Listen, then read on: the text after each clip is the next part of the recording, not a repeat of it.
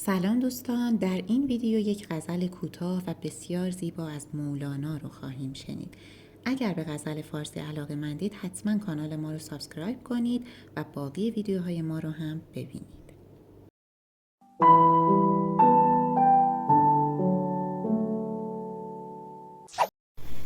ای ساکن جان من، آخر به کجا رفتی؟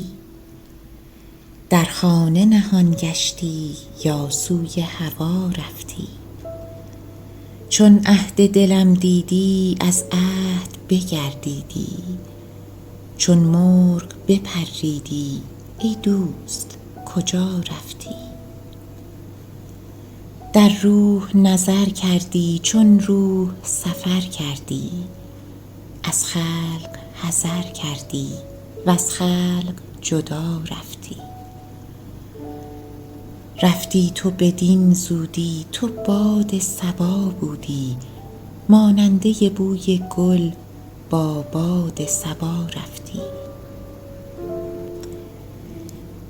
نی باد صبا بودی نی مرغ هوا بودی، از نور خدا بودی در نور خدا رفتی.